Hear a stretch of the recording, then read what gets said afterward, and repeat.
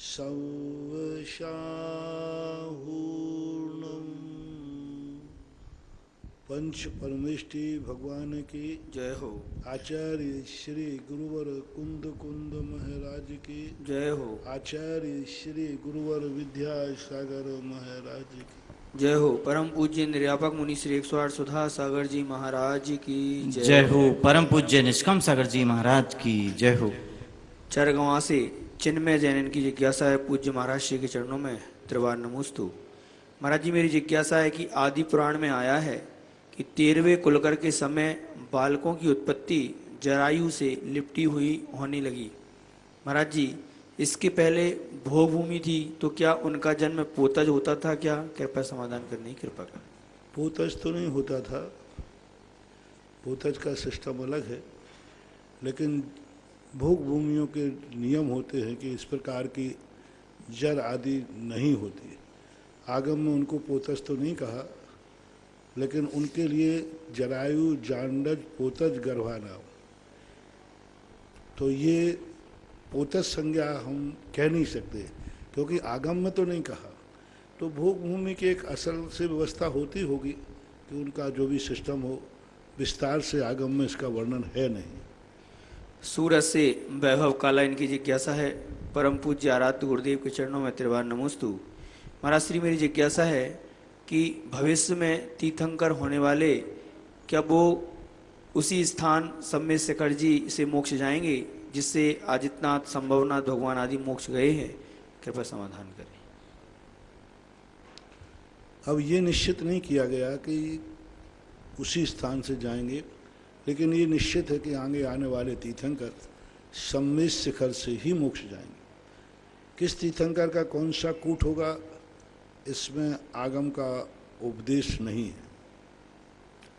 गाजियाबाद से कविता जैन की जिज्ञासा है, पूज्य गुरुवर के चरणों में त्रिवार नमोस्तु। महाराज श्री, यदि हम जैन धर्म के अनुसार ग्रह नक्षत्र शांति हेतु हवन पूजन करते हैं तो हमें मिथ्यात्व का दोष लगेगा? यदि नहीं तो हमें कौन सी सम्यक रीति से करना चाहिए? नहीं, कोई दोष नहीं लगेगा। बस इतना ध्यान रखना कि ग्रह आदि शांति के लिए कहने में आता है, वस्तुतः ये है ग्रह आदि हमारी कोई नाराज नहीं होते, वो अशांति नहीं करते। वे तो एक थर्मामीटर के समान हैं। जैसे थर्मामीटर या जांच मशीन हमारी कोई बीमारी को बता देती है, तो हम थर्मामीटर की पूजा ना करने लग जाएं, हम अपना पुण्य बढ़ाएं, क्योंकि उन नक्षत्रों ने हमें संकेत दे दिया कि हमारा अशुभ कर्म उदय में आने वाला है, तो हम उसके लिए पुण्य बढ़ाएं, तो कोई बाधा नहीं। गृहस्थ होकर के यदि वीतराग भगवान की किसी भी रूप में अनैतिक कार्यों को छोड़कर अपनी विपदाएं, अपनी मानसिक शांति होती हेतु, अपनी कुछ आवश्यक इच्छाओं की पूर्ति हेतु, अपने कुछ ऐसे दुखों को दूर करने के लिए आप पंच परमेष्टि का किसी भी रूप में पूजा करते हैं, तो गृहस्थों के लिए मिथ्यात्व का दोष नहीं आएगा। क्योंकि गृहस्थ के लिए शास्त्रों में प्रथमान युग में जब जब कोई संकट आए हैं, धर्म की शरण ली है। जब जब कोई इच्छाओं की पूर्ति हुई, धर्म की शरण ली है। हर गरीब ने गरीब को मिटाने के लिए जिनेंद्र भगवान की शरण ली है। हर परिवार ने अपने आप में जो गृहस्थ होते हैं, शास्त्रों में ऐसे भी वर्णन मिलते हैं जिन्होंने गृहस्थी बसाने के लिए भी कुछ धार्मिक उपक्रम किए हैं, लेकिन एक गृहस्थी तक सीमित है, अनैतिकता नहीं आना चाहिए। एक गृहस्थी के लिए करता है गृहस्थ, कोई बाधा नहीं, कुछ भी डरने की जरूरत नहीं। यहाँ वहाँ भागने की अपेक्षा अपने ही दरवाजे में, अपने ही भगवान के सामने याचना करने में कोई बाधा नहीं है। अपने घर की बात हम तो इसलिए कहते हैं, जब कभी मार्ग बताते हैं, उत्कृष्ट मार्ग ये है कि अपनों से क्या मांगना, अपने तो वो हैं जो बिना मांगे देते हैं। लेकिन जब ऐसी स्थिति नहीं आती है, कुचित के जाते तो मांग लेता है, तो ऐसी कोई बड़ी बात नहीं है, कोई दोष नहीं है ऐसा। आष्टा से डॉक्टर मगन जैन की जिज्ञासा है, पूज्य गुरुदेव के चरणों में कोटि शाह नमन। लेकिन बस इतना ध्यान रखना, उनमें पूजा पाठ में वीतरागी की ही पूजा हो, पंच परमेष्टि से बाहर मत जाना, 24 तीर्थंकर जिनेंद्र देव से बाहर मत जाना, नहीं तो तुम यदवा तदवा दुनिया भर के और कोई क्रिया कांड करने लग जाओ। कुगुरु कुदेव को शास्त्रों का सेवन नहीं करना। आष्टा से जिज्ञासा है, पूज्य गुरुदेव के चरणों में कोटि शाह नमन। महाराज श्री समण सुत्तम 111वें में पर्याय दृष्टि से सभी पदार्थ नियम से उत्पन्न एवं नष्ट होते हैं, परंतु द्रव दृष्टि से सभी पदार्थ उत्पत्ति और विनाश से रहित सदाकाल ध्रुव हैं। महाराज जी स्पष्ट करने की कृपा करें। सीधी बात है कि हम मनुष्य हैं, भी मर करके देव हो जाएंगे, ये पर्याय दृष्टि हो गई। लेकिन मैं तो वही रहूंगा जो मनुष्य में, वही देव में रहूंगा। उज्ज्वल अकलंग स्वामी ने श्री राजवार्तिक के अंदर लिखा ना कि एक सोने का कंगन है, एक सोने का बिस्कुट है, एक सोने का मुकुट है। ये दोनों अलग अलग पर्याय दृष्टि से हैं, लेकिन दोनों में सोना तो बराबर है ना, सोने की कीमत तो बराबर है। तो द्रव्य दृष्टि उसे देखता है जो हर पर्यायों में विद्यमान रहता है, और अज्ञानी द्रव्य में पर्याय की स्थापना करता है और ज्ञानी पर्याय में द्रव्य की स्थापना करता है। फर्क कितना है? ज्ञानी पर्याय में अपने आप को द्रव्य, मैं मनुष्य हूँ, मैं ही जीव हूँ। मनुष्य ही जीव है नहीं, मनुष्य में हमारा जीवत्व है। तो जैसे सोना हर दशा में, चाहे कंगन बनाओ, चाहे कुछ बनाओ, घड़े से सकोरा बनाओ, चाहे घड़ा बनाओ, मिट्टी बराबर है। हम नाना पर्यायों में परिवर्तित होते रहेंगे, लेकिन मैं जीव हूँ जो शाश्वत हूँ, अविनाशी हूँ। ये द्रव्य दृष्टि कहलाती है। पर्याय दृष्टि से मनुष्य हूँ, देव है, अलग अलग। यूएसए अमेरिका से अंशु जैन की जिज्ञासा है, पूज्य महाराज श्री के चरणों में त्रिवार नमोस्तु। महाराज श्री, क्या चित्त की चंचलता को रोकना ही ध्यान व मुक्ति में कारण है क्या? हम कैसे रोकेंगे? क्या कोई उपाय है? कि यूं ही हमने जैन कुल में पाया है और जैन कुल से खो जाएंगे? कृपया समझ। कहा तो यही है, एकाग्र चिंता निरोध ध्यान। मन की एकाग्रता होना बहुत बढ़िया है। वहाँ मन की एकाग्रता का गुण है, वहाँ उपयोग की एकाग्रता होना। हमारा ज्ञान, मन और इंद्रियां तो साधन हैं। जो ज्ञान है वह नाना प्रकार के परिवर्तन करता है। तो वो ज्ञान हमारा किसी एक कंसंट्रेट हो जाता है, एक पर टिक जाता है, तो वो धार्मिक ज्ञान बनता है जो मोक्ष का कारण बनता है। संसार के ध्यान में भी तुम एकाग्र होते हो। आर्य ध्यान जब करते तो आर्त ध्यान जब तुम्हें होता है तो तुम्हें कुछ भी नहीं दिखता, तुम्हें 24 घंटे वही घूमता रहता है। पेड़ में यदि कांटा लग गया तो आपको उठते बैठते सोते खाते बस उसी कांटे पर ध्यान जाता है। आपने कभी देखा होगा दांत के अंदर कोई भोजन का छुआ फंस जाए, छुआ फंस जाता है ना, तो जीभ बार बार कहाँ जाती है? अब वो इतना सा छुआ है, जीभ वहीं जाती बार बार। तो ये कहलाता है। इसी प्रकार से ज्ञानी व्यक्ति का जब लक्ष्य बन जाता है तो उसका बार बार 24 घंटे उठते बैठते वही ध्यान रखता है। तो उपयोग का एक चित्र हो जाना, एक लक्ष्य में जाके समाहित हो जाने का नाम ध्यान होता है। गृहस्थ को भी अपना लक्ष्य पहले बनाना पड़ेगा और लक्ष्य बना करके फिर उस लक्ष्य का रास्ता चुनना पड़ेगा। लक्ष्य ध्यान में रखना चाहिए।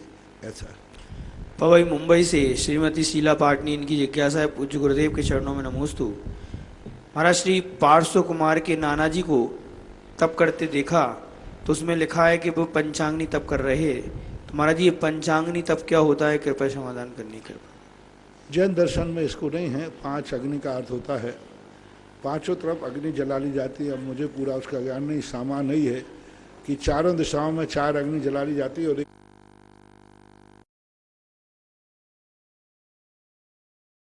तरफ अग्नि जला ली जाती है। अब मुझे पूरा उसका ज्ञान नहीं, सामान नहीं है कि चारों दिशाओं में 4 अग्नि जला ली जाती है और एक सिर पर रख ली जाती है। ये पंचाग्नि। इधर भी अग्नि, चारों तरफ अग्नि लगा, अग्नि के भट्टी या कुछ भी लगा लेते हैं, जो भी लगाते हैं, और एक अग्नि सिर पर रख लेते हैं।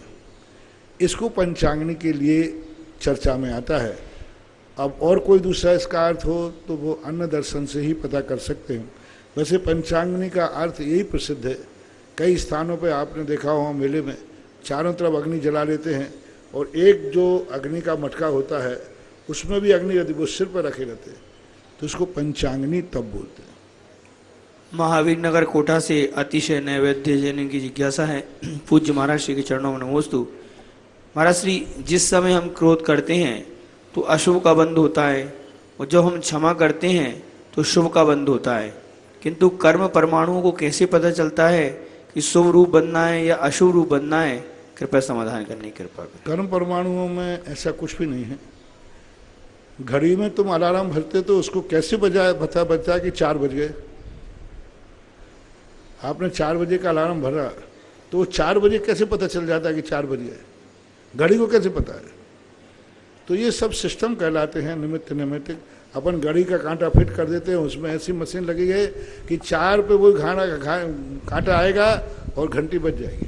ऐसे ही अपने यहाँ जो रहता है कर्मों का, जैसे ही व्यक्ति इस प्रकार के परिणाम करता है तो उसके अंदर वो वर्गणाएँ उसी समय चिपक जाती हैं। और प्रकृति बंध, प्रदेश बंध, स्थिति बंध, अनुभाग बंध, ये जो बंध हैं ये हम खुद डालते हैं अपने परिणामों से। तो ये प्रकृति का नेचुरल व्यवस्था है, नेचुरल प्रोसेस है कि ये पदार्थ वहाँ मिलेंगे तो ऐसा परिणमन होगा। ऐसा मांगरोल 12 से एडवोकेट अजित जैन इनकी जिज्ञासा है। पूज्य महाराज श्री के चरणों में नमोस्तु। महाराज श्री, मान्य स्तंभ का अभिषेक श्रुत पंचमी पर्व पर ही क्यों होता है? 15 जून को मंगलवार को श्रुत पंचमी पर्व है और महाराज श्री हमको इसे कैसे मनाना चाहिए और क्यों मनाना चाहिए? मान्य स्तंभ का अभिषेक श्रुत पंचमी को होता है, ऐसा हम पहली बार सुन रहे हैं। करने में कोई बाधा नहीं है, लेकिन होना चाहिए ऐसा तो नहीं है। करते हैं, कोई अपनी सामाजिक व्यवस्थाएं हैं, मान लो शुद्ध पंचमी का निश्चित किया हो तो कर लिया, अनिवार्य नहीं है। शुद्ध पंचमी एक महान पर्व है।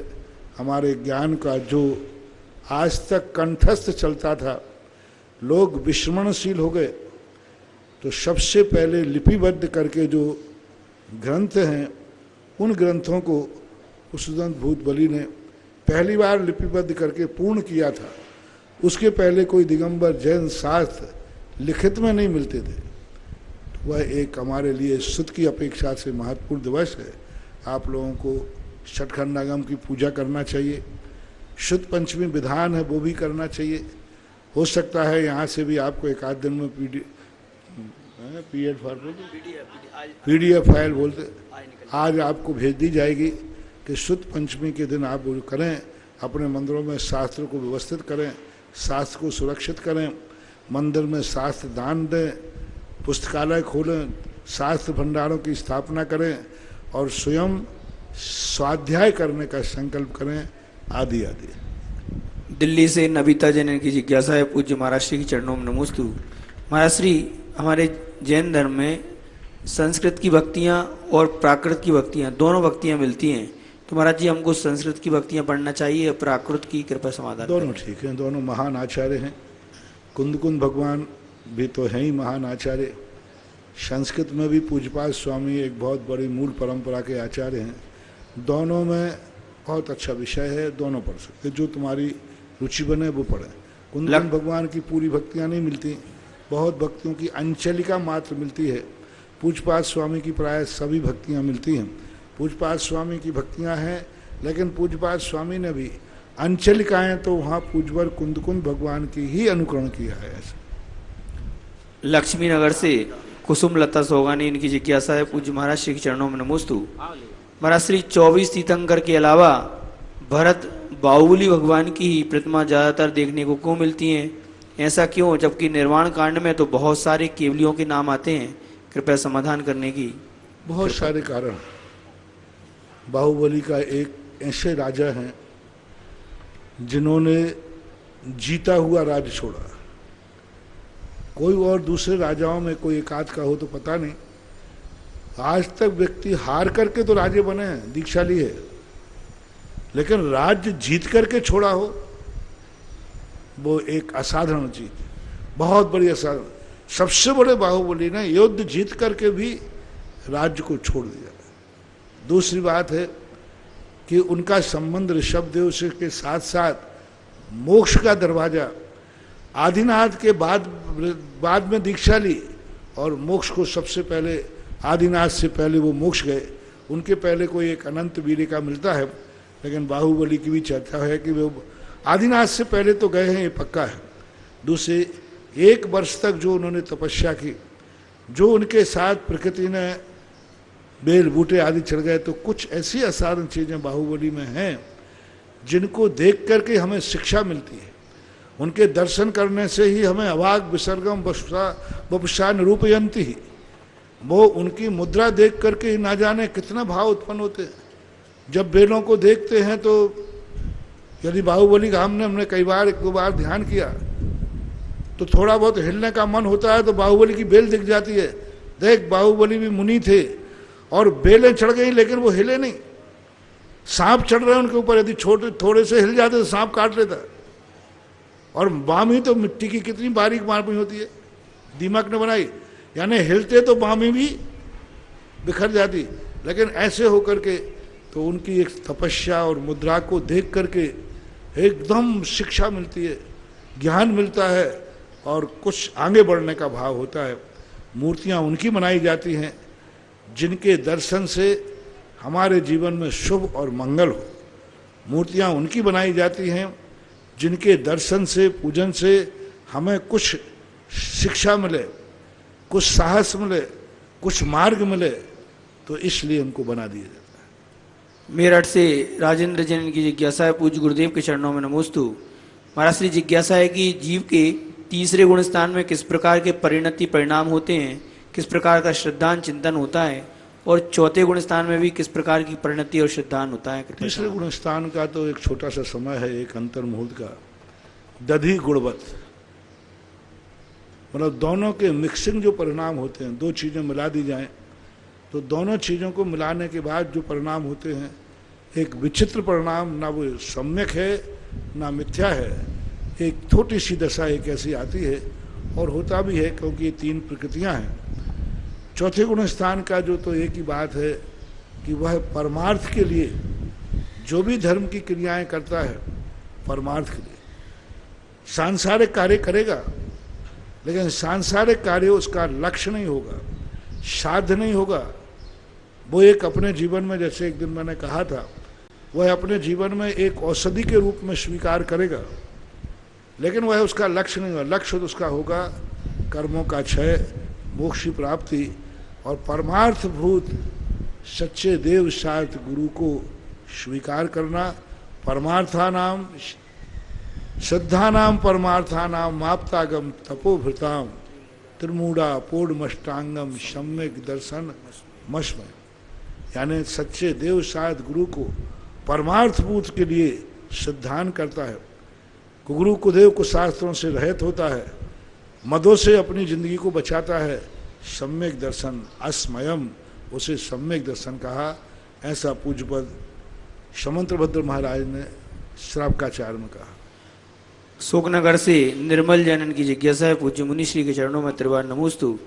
महाराज श्री, धर्म कहता है कि हमको एलोपैथिक दवाइयों की जगह आयुर्वेदिक दवाइयाँ लेना चाहिए, किंतु आयुर्वेदिक शास्त्र में भी शहद लेना बताया है, तो क्या आयुर्वेद के हिसाब से शहद गलत नहीं है? ऐसा नहीं है, ना तो हमारे यहाँ आयुर्वेदिक लिखा है ना एलोपैथिक लिखा है।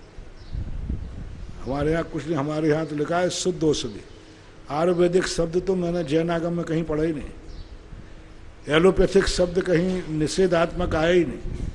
ये तो हमारे यहाँ तो ये लिखा है शुद्ध हो, अहिंसक हो, वो दवाई लेने को कहा है। आयुर्वेदिक में भी कई चीजें अशुद्ध हैं, सिंह भस्म अशुद्ध, कितनी चीजें अशुद्ध हैं, तो सभी थोड़ी ली जाती है। आयुर्वेदिक हमारे यहाँ मान नहीं है, हमारे यहाँ शुद्ध औषधि मान है, जिसमें हिंसा ना हो, जिसमें कोई अभक्ष चीजें ना हो, ऐसी औषधि लेने योग्य है। बस इतना ही है, आयुर्वेदिक और एलोपैथिक से हमारे यहाँ कोई ताल्लुक नहीं है। बाहुबली कॉलोनी सागर से दीपचंद राजीव कुमार जैन की जिज्ञासा है, पूज्य गुरुवर के चरणों में नमोस्तु। महाराज श्री, अगर हम मरने के बाद अपने शरीर के अंग जैसे किडनी, हार्ट, लीवर आदि अगर किसी को देते हैं जिससे उसका जीवन दान मिलता है उसके लिए, तो इसमें क्या हमको कोई दोष लगेगा? कृपया समाधान। इसको धार्मिक वातावरण नहीं दिया जा सकता, ये व्यवहारिक सहयोग है। कुछ चीज़ें ऐसी होती हैं जो दान की कोटि में नहीं आती, सहयोग की कोटि में आती। दान अच्छी वस्तु का पात्र को दिया जाता है और सहयोग अपने से बराबरी वाले को, अपने से पुण्यहीन को दिया जाता है। ये सब सहयोग में आता है।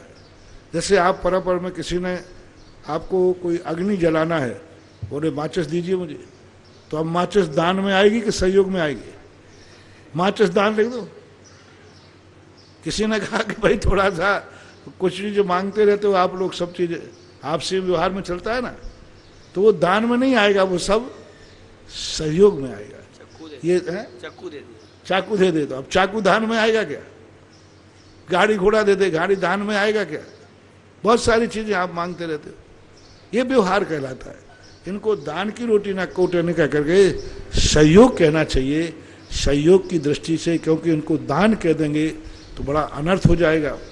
लोग अपनी किडनियां निकाल निकाल करके देंगे क्योंकि इसमें पुण्य है, दान है। लोग धंधा मचा लेंगे तो पता नहीं क्या क्या होगा, धंधा तो अभी मचा हुआ है, लेकिन फिर लोग देने लग जाएंगे कि भाई दान है, किडनी दान देना। नहीं, ऐसा दान अपने यहाँ नहीं कहा, लेकिन मैं इसका निषेध इसलिए नहीं करूँगा क्योंकि इससे बहुत कुछ लोगों का उपकार होता है। 2 किडनी है, एक बच्चा था, उसकी माँ की किडनी लगना थी। अब माँ तो अवस्था थी और बेटे की ज़िंदगी का सवाल था। 2 किडनी होती है, एक स्टेपनी होती है, एक किडनी से ज़िंदगी चलती है, और एक बेटे को दे दी तो कोई पाप नहीं कर दिया, बेटे की ज़िंदगी बच गई। कोई साधर्मी को दे दिया तो कोई बुरा नहीं हो गया, लेकिन इसको धर्म का टाइटल नहीं देना। इसको आप अपना व्यवहारिक सहयोग करें। इसको ना तो धर्म शास्त्रों से पूछना चाहिए, ना सहमति लेने की जरूरत है। ये आपका परस्पर में व्यवहार है, इन व्यवहार को भी आपको रहना चाहिए। संसार में जीना है तो व्यवहार आपको करना ही पड़ेगा, क्योंकि एक दूसरे को व्यवहार नहीं करोगे। जैन दर्शन ने एक बहुत अच्छी बात कही, वह व्यवहार, वह लौकिक मान्यताएं मान्य हैं जिसमें धर्म पर कुठाराघात ना हो। पर धर्म का नाश नहीं होना चाहिए, ना इसमें कोई हिंसा है। मरने के बाद तुम अपना नेत्र दान दे रहे हो, हिंसा है नहीं, और सामने वाले का उपकार हो रहा है तो बना। अब उसको दान में क्यों नहीं कह सकते? हाँ, यदि दान में जब कह सकते हो, जो वस्तु दान में दी जाती है उस वस्तु को लेने के बाद वह व्यक्ति संसार का कार्य नहीं करेगा। जैसे आप मुनिराज को आहार देते हो तो ये दान की कोटि में आएगा कि आहार लेने के बाद वो क्या करते? सामायिक करते, धर्म ध्यान करते। लेकिन वही आपने अपने ब्याई जी को खिलाया, तो वही बारातियों को खिलाया, तो वे खा के क्या करते हैं? घर राडे लेकर सोते और क्या करेंगे? तो दान का दुरुपयोग नहीं होना चाहिए। यदि आपने किसी को नेत्र दान दिया है, अब वो नेत्र पाकर क्या करेगा? धर्म ध्यान करेगा कि संसार के कार्य भी करेगा? टीवी देखेगा कि नहीं देखेगा? तो अब वो दान की कोटि में नहीं आया। दान वही है जो जिसको दिया जाए उसका उपयोग वो धर्म रूप में ही करेगा। ये जैन दर्शन की असाधारण खोज है कि मंदिर को दान बनाना, किसी का मकान बना दिया, दान में नहीं आएगा, सहयोग में आएगा। मंदिर बनाना दान में आएगा, क्योंकि मकान में वो संसार भी करेगा, संसार के कार्य भी करेगा, लेकिन मंदिर में हमेशा परमार्थ होगा। तो दान की एक परिभाषा बनाइए, वह वस्तु जो दान में दी जा रही है, जिसको दी जा रही है, वह मात्र उस वस्तु से धर्म का उपयोग ही करेगा, भी नहीं ही। जो भी वस्तु आप दोगे धर्म का उपयोग ही करेगा, वो दान की कोटि में आएगा। मुनिराज को आपने शास्त्र दिया, ये दान की कोटि में आएगा। और गृहस्थ को आपने एक किताब दान दे दी, वो दान की कोटि में नहीं आएगा, क्योंकि उसको पढ़ के वो इंजीनियर बनेगा, डॉक्टर बनेगा, उससे जो कमाई आएगी वो संसार भी करेगा। लेकिन मुनिराज जो पढ़ेंगे, पढ़कर क्या करेंगे? धर्म ध्यान करेंगे, उपदेश देंगे। तो दान को उसी को मानना चाहिए जो धर्म के कार्यों में आए। इसलिए इन सब चीज़ों को दान की कोटि में न लेकर सहयोग की कोटि में लेना चाहिए, कोई बाधा नहीं। गंज वासोदा से अनीता जैन की जिज्ञासा है, पूज्य महाराज श्री के चरणों में नमोस्तु। महाराज श्री जो श्रावक दान, आजीवन पूजन और मूर्ति विराजमान करते हैं तो वह के कितने भाव में मोक्ष जा सकते हैं? कृपया। ऐसा कोई आगम उल्लेख नहीं है, सदा उनकी प्रशंसा लिखी है। जाकी रही भावना जैसी, शो देखी मूरत तन तैसी।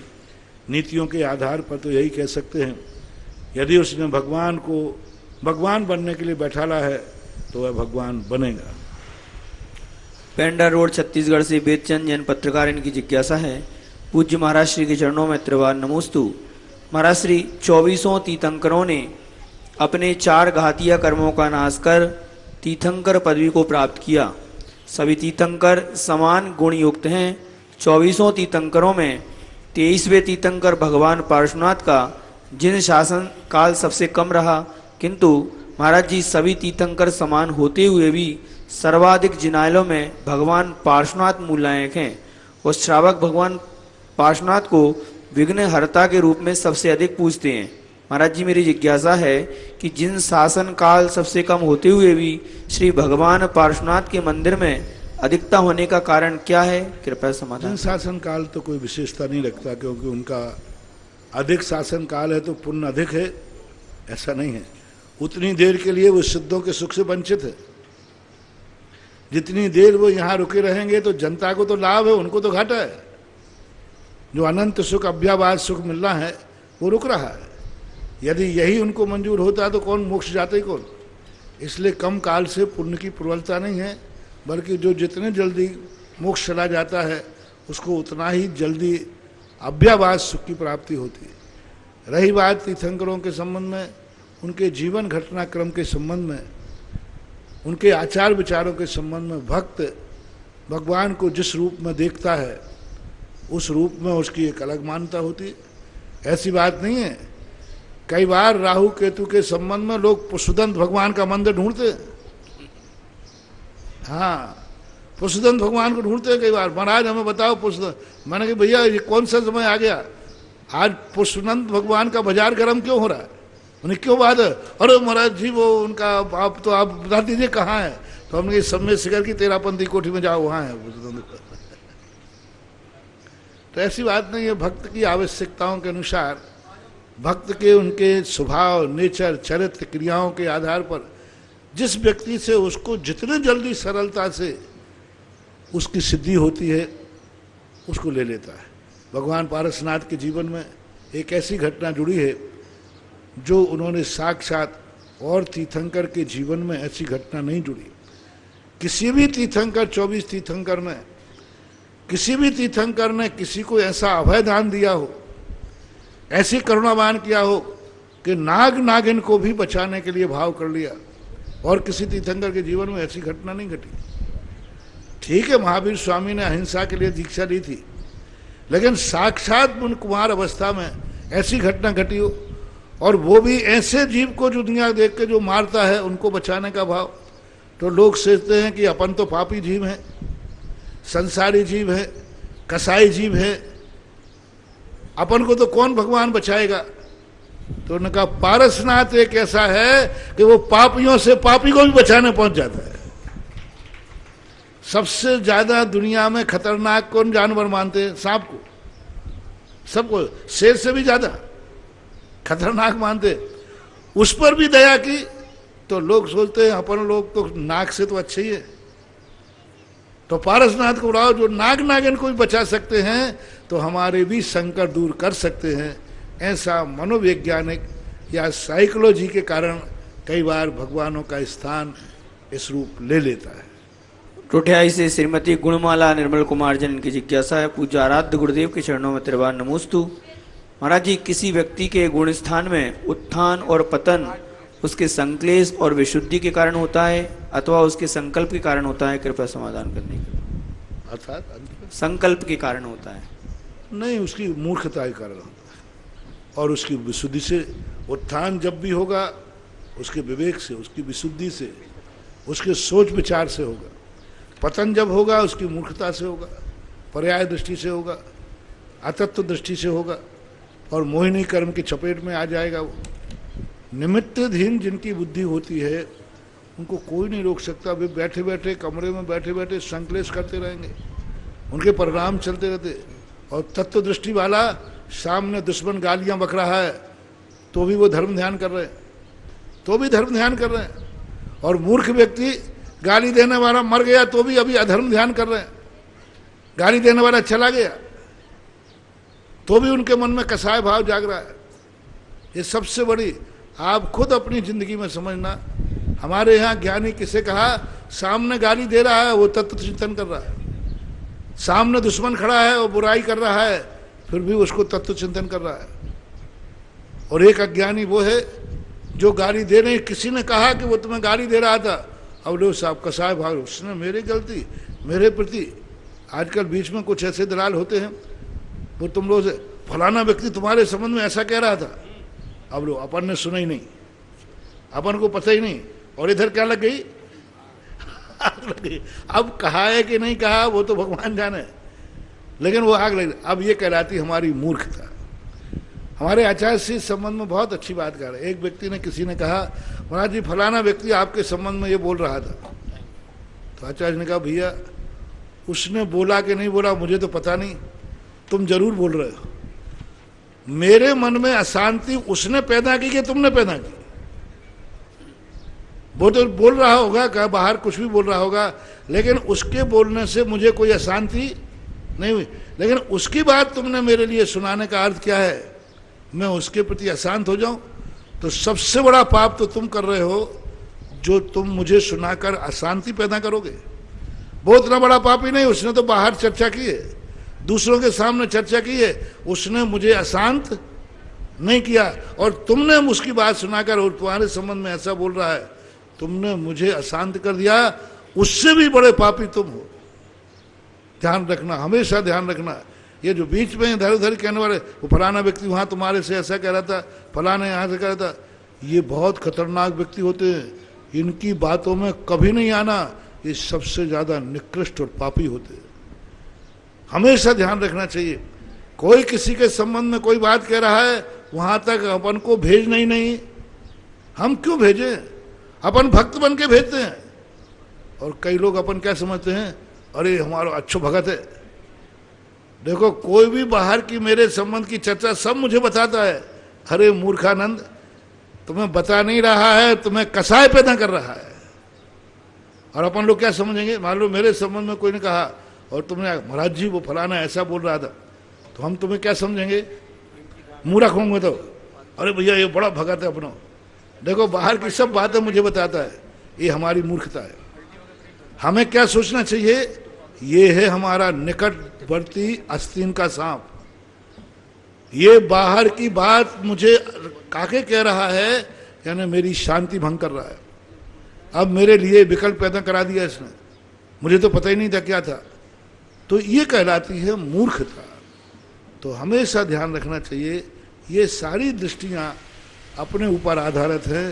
अपन तो ऐसी साधना करें कि गाली देने वाला गाली दे रहा हो और हमारा उसी गाली में से धर्म ध्यान चल रहा हो, तब हमारी साधना सफल है।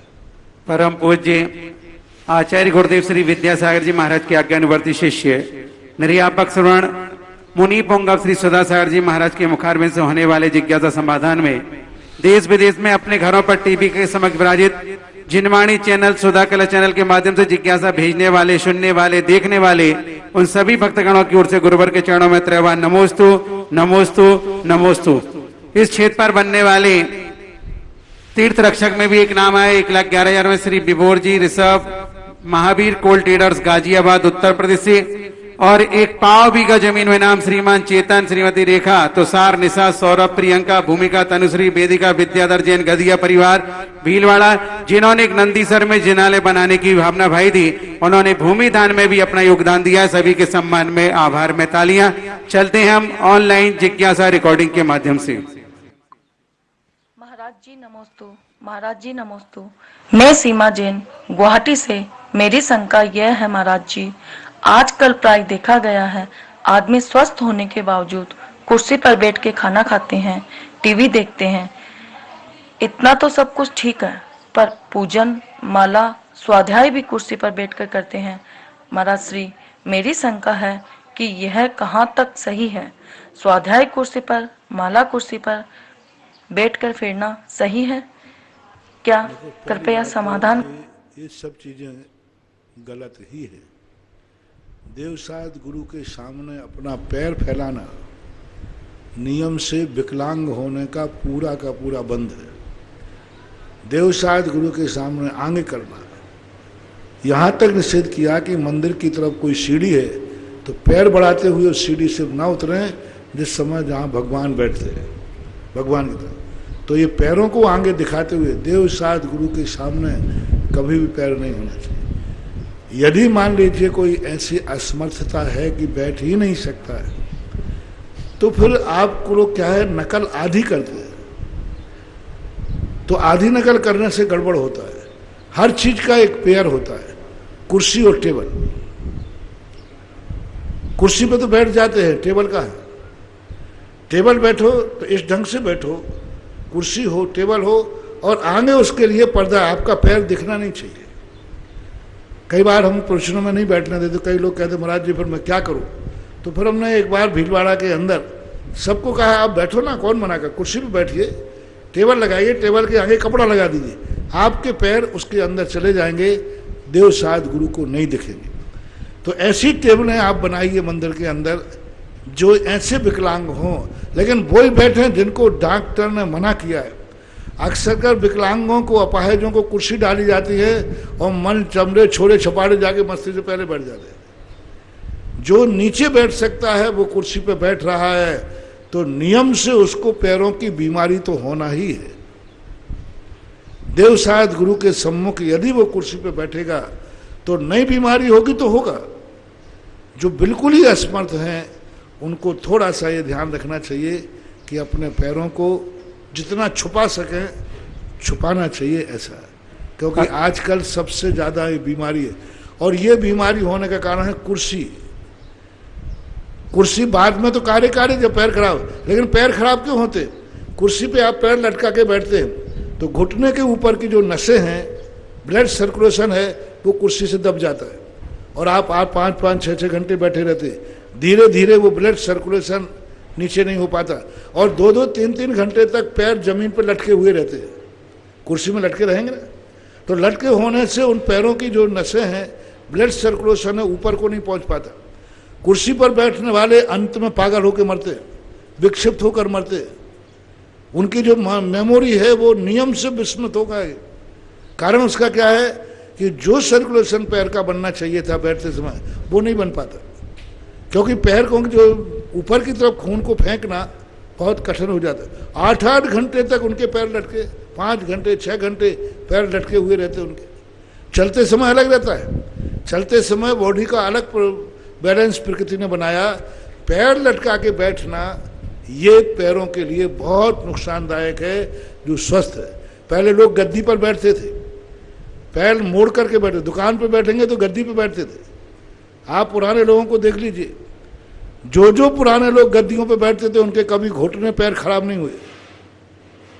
एक आध की अब बात छोड़ देना, आप पुराने लोग जितने गद्दियों पे बैठते थे सब अंत तक जाकर के उनके पैर घुटने खराब नहीं होते। उनका दिमाग बुढ़ापे में भी अच्छा चलता है, वृद्धावस्था में बेहोशी के साथ नहीं मरते वो। और आज जो है LKG UKG में कुर्सी है, छोटे स्कूल में जाके कुर्सी। अब बताओ, वो बच्चे जो हैं, छोटे बच्चे स्कूल में कुर्सी पे बैठेंगे, उनके पैर 2-2, 3-3 घंटे तक नीचे लटके रहेंगे, क्या उनका दिमाग चलेगा, क्या चलेंगे? तो ये कुर्सियां बहुत खतरनाक हैं। कुर्सियों से ही सारी जिंदगी बर्बाद हो रही है। हाँ, जब पैर खराब हो जाता है फिर तो कुर्सी का मूल्य है, फिर तो कुर्सी जरूरी है। लेकिन पैर खराब जिनके नहीं हो, मेरा सबसे कहना है, प्रश्न आया है तो जिनके अभी पैर स्वस्थ हों, अच्छे हों, वे कुर्सियों पर बैठना बंद कर दें। और मैं तो कहता हूं कि स्कूलों में कुर्सियां बंद करके पहले की टाट पट्टी आ जाए तो बच्चों के दिमाग और ज़्यादा बन जाए। लेकिन अब वो स्कूल से जब कुर्सी शुरू होती है, ऑफिस में भी कुर्सी, आप तो सब जगह कुर्सी हो गई, ऐसा बात। अगली जिज्ञासा पुनः रिकॉर्डिंग के माध्यम से। आपके श्री चरणों में कोटि शत नमन करते हुए सिलवानी से श्रीमती पद्मा सेठ पूछ रही हूँ कि यदि आरती करते वक्त धोखे से आरती जमीन पर गिर जाए अथवा बुझ जाए अथवा किसी का धक्का लग जाने के कारण यह हो जाए, तब क्या करना चाहिए? दोष है, सावधानी है, सावधानी रखना चाहिए। मैं कुछ तुम्हें बता करके क्लीन चिट दे दूं कि कोई बात नहीं, गिर जाएगा, महाराज ने तो बता दिया। पश्चाताप करना चाहिए। दोष है, कम से कम उस समय एक कायुस्तर कर लेना चाहिए। अगली जिज्ञासा पुनः रिकॉर्डिंग के माध्यम से। नमोस्तु महाराज श्री जी। कोटा से जिज्ञासा है कि सम्यक्त विरोधी 7 प्रकृतियों के क्षय उपशम या क्षयोपशम से चौथा गुणस्थान बनता है, किंतु सम्यक्त तो स्वयं एक प्रशस्त प्रकृति है, फिर उसको अपन 7 प्रकृतियों के क्षय। कल उसकी शंका की पूर्ति की थी। कल ध्यान रखा करो, रिपीट नहीं करें, समय खराब होता है। रोक दी थी शायद अपन ने, कल रोक दी थी अपन ने। आपने क्वेश्चन दूसरा लिया तो रोक दी थी, तुरंत रोक दी थी कल ये। कहने दिया था जवाब, हो गई थी। अगली नहीं दिया जिज्ञासा। था, हमने जवाब दिया था। मेरे आराध्य मुनि पुंगव श्री सुधा सागर जी महाराज के चरणों में मेरा सत सत बार नमोस्तु। मैं महिमा जैन। गुरुदेव, आपके आशीर्वाद द्वारा बालिका छात्रावास सांगनेर से जो प्रथम शिक्षा शिविर लगाया जा रहा है, उनको पढ़ाने में हम सभी को बहुत आनंद आ रहा है। सारे बच्चे बहुत आनंद और उत्साह से पढ़ रहे हैं। सभी संयोजिका आंटी लोग हमें बहुत अच्छे से सहयोग कर रही हैं। गुरुदेव, मेरी जिज्ञासा यह है कि इस शिविर को और ज्ञानवर्धक आनंदमय बनाने के लिए हम क्या करें, कृपया समाधान करें। अभी आपकी शुरुआत है। अभी आपको संस्थान के माध्यम से आपको सारी गतिविधियां दी जाएंगी। अभी इतने में मत भूलो, अभी जो आपने पहला शिविर लगाया उसमें आपको 1 नंबर दिया जाता है। अभी आपको 99 नंबर तक और बढ़ना है। यदि अभी मैं 99 दे दूं तो तुम कहोगे अब नंबर खत्म। इसलिए अभी पहला शिविर में 1 नंबर। अभी आपको इतनी मेहनत करना है कि अभी आपको एक दिन 99 नंबर पाना है, ऐसा करना है। अगली जिज्ञासा पना रिकॉर्डिंग के माध्यम। नमोस्तु महाराज श्री जी। कोटा से जिज्ञासा है कि सम्यक्त विरोधी 7 प्रकृतियों के क्षय। नमोस्तु महाराज श्री जी। कोटा से नविता जैन की जिज्ञासा है कि तद्भव मोक्षगामी जीवों का अकाल मरण नहीं होता है, किंतु गजकुमार मुनि, सुकौशल, सुकुमाल मुनि, 3 पांडव आदि उपसर्ग केवली का मरण अकाल मरण में नहीं गिना जाएगा क्या?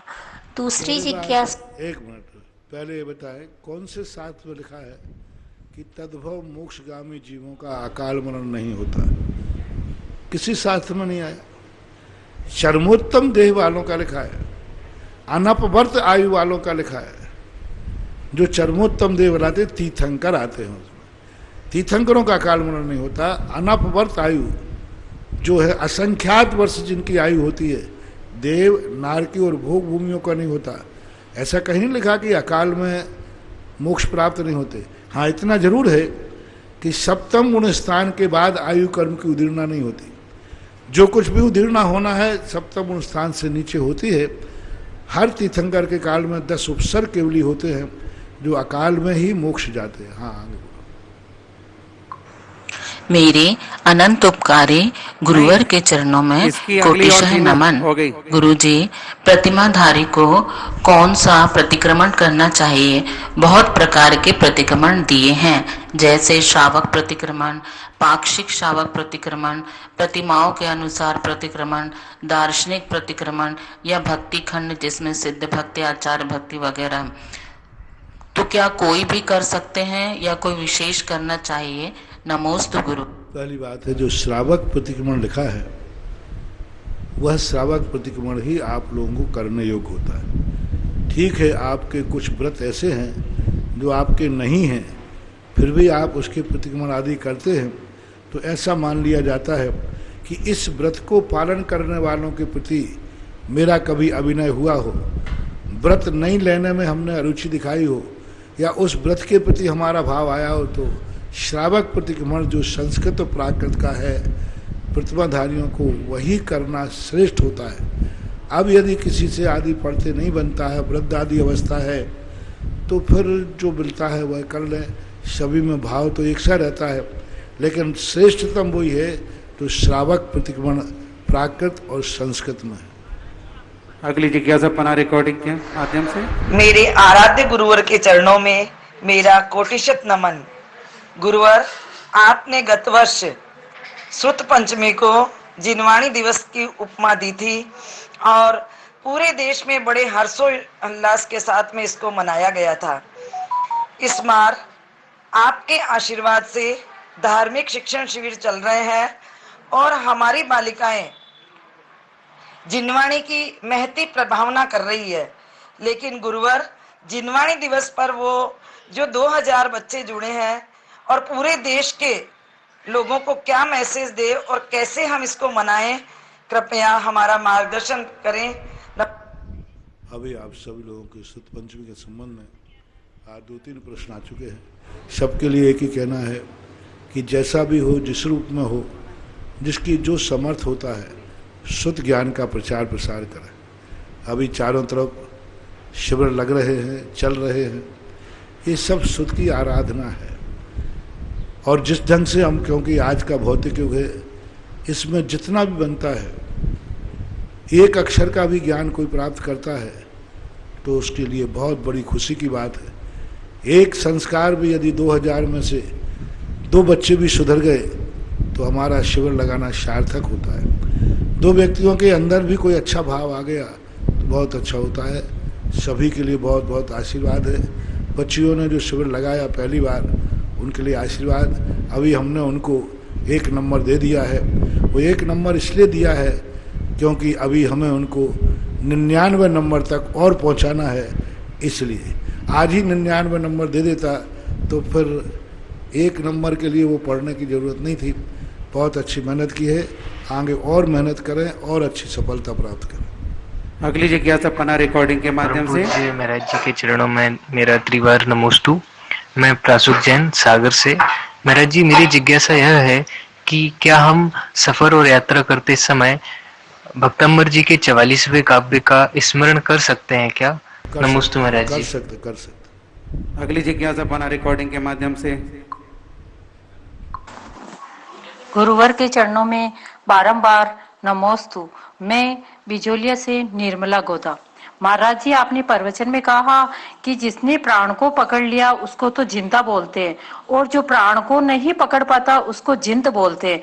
और जिंद जब आक्रमण करता कि काम बताओ, नहीं बता पाते तो आक्रमण करके जीवन लीला समाप्त कर देते हैं और धर्म के मार्ग से उठा करके संसार के गर्त में पटक देता है। तो मेरी शंका है महाराज जी कि जिंद और जिंदा का अर्थ क्या है, उदाहरण देकर समझाइए। नमस्ते। शौलेश्वर पारसनाथ में तो ये जिंद नहीं आया है, ये जिंद बिजोलिया में जरूर आया होगा। बिजोलिया के प्रश्नों में कहीं आया होगा, यहाँ तो है। हाँ, यहाँ तो नहीं आया अभी। जिंद और जिंदा, जिंद कहलाता है वो जो एक ऐसी जाति है जिस जाति में यदि किसी के पीछे पड़ जाए तो उपकार करती है, लेकिन यदि वो बिगड़ जाए तो सर्वनाश कर देती है। जिंदा व्यक्ति वह होता है जो जिस पर उपकार करता है वो बिगड़ भी जाए तो उपकार नहीं करता। जिंदा व्यक्ति माँ के समान होता है। माँ बेटे पर उपकार करती है, बेटा बिगड़ भी जाए तब भी माँ बेटे का अहित कभी नहीं करती। बेटा कितना भी बिगड़ जाए,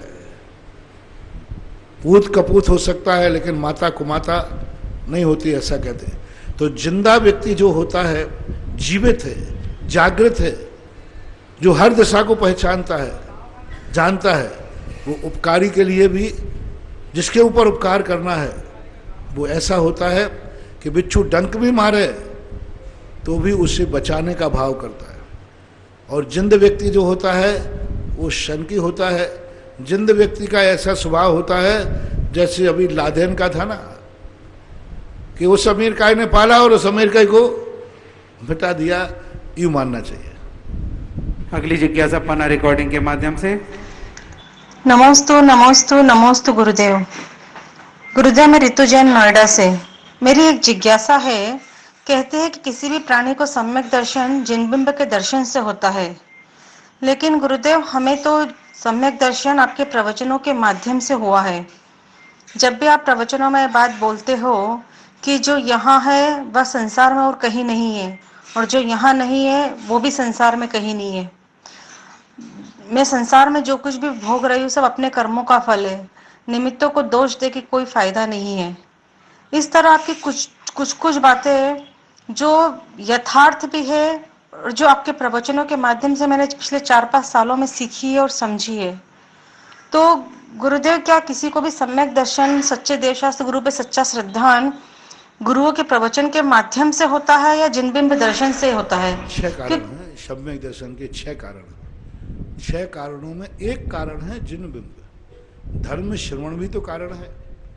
गुरुओं के मुख से निकले हुए प्रवचनों से सम्यक दर्शन सबसे ज्यादा होता है। मनुष्यों में संगी पंचेंद्रियों में श्रवण से ज्यादा सम्यक दर्शन होता है। उपदेशों से हमारे लिए जितने शास्त्रों में उदाहरण मिले सम्यक दर्शन की प्राप्ति के, सब धर्म श्रवण से मिले। जिनबिंब से सम्यक दर्शन कहा है, लेकिन आज तक कोई उदाहरण नहीं मिला कि फलाने व्यक्ति ने जिनबिंब के दर्शन करके सम्यक दर्शन प्राप्त किया।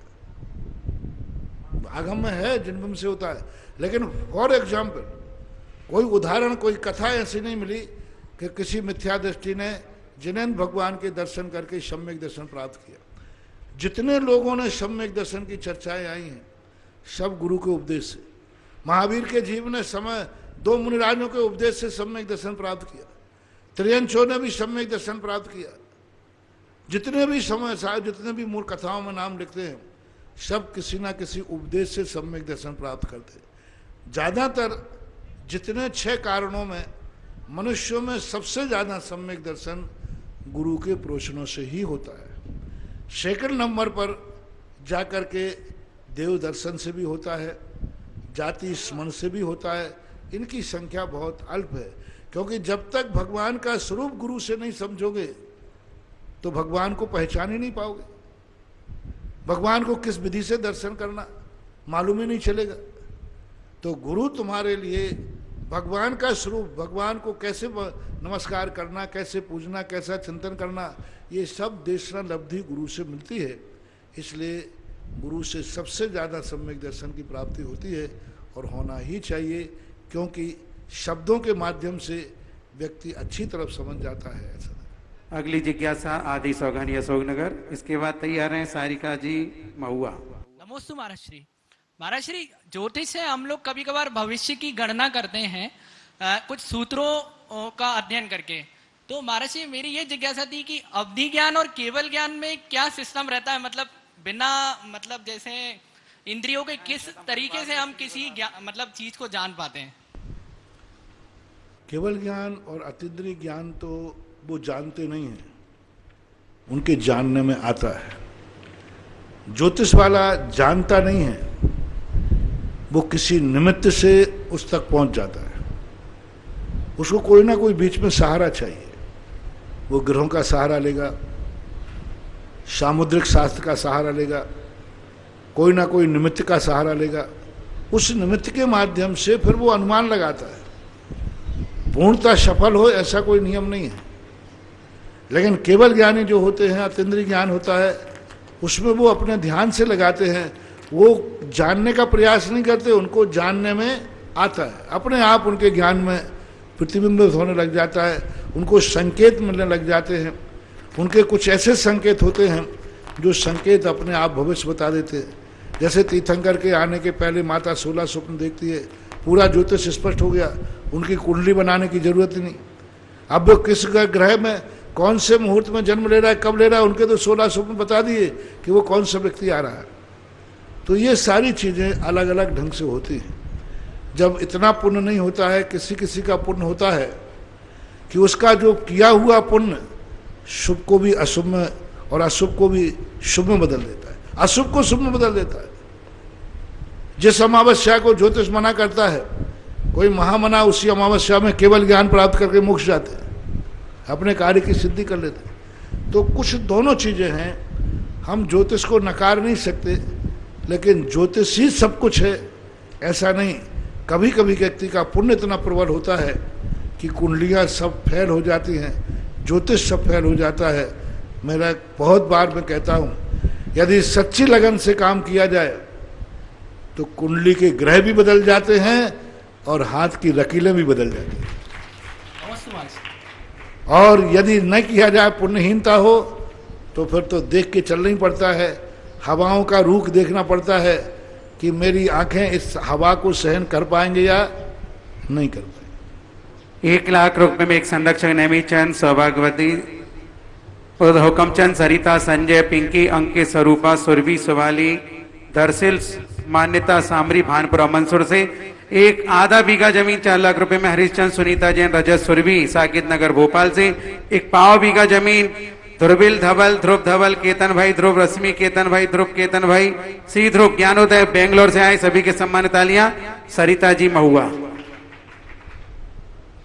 मेरे आराध्य गुरु को त्रिवाल नमोस्तु नमोस्तु नमोस्तु। गुरुवर, मेरी जिज्ञासा ये है कि समय समय पर अनेक विदुषी आरिकाएं, अंजना, सीता, यहाँ तक कि ब्राह्मी सुंदरी भी हुई, लेकिन उनके द्वारा कोई भी शास्त्र रचित नहीं हुआ।